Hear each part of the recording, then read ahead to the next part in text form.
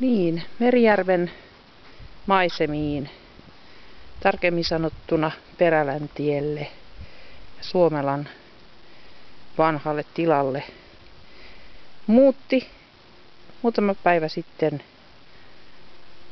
Italiasta, anteeksi paremminkin Ranskasta, mutta toki alkuperäinen tuottaja oli Italiasta. Tällainen Venus-niminen patsas. Täällä se on nyt sitten kaiken kansan ihailtavana. Tosin hieman typistetyssä muodossa. Alaosa on vähän vähemmän kuin alkuperäisessä. Tämä päättyy tuohon lannevaatteeseen. Ja alkuperäinen hän toki ulottuu maahan asti. Siinä on siis myös jalat. Mutta muuten varsin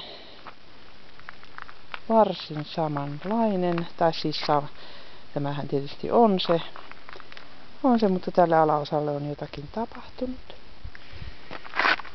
Kaunis nainen katsoo kaukaisuuteen, miettii, odottaa,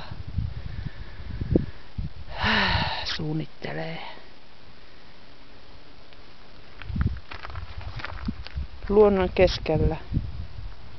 Hän on ollut siinä jo kauan.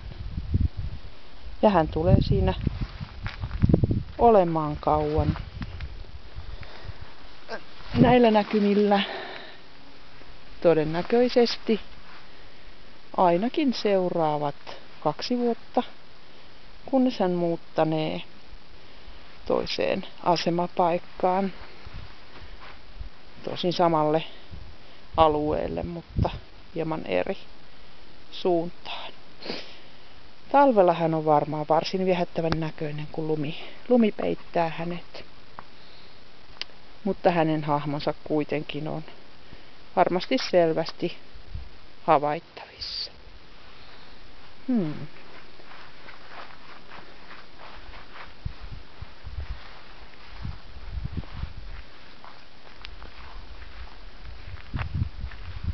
Näin hän asettuu ympäristöönsä melkein huomaamattomaksi,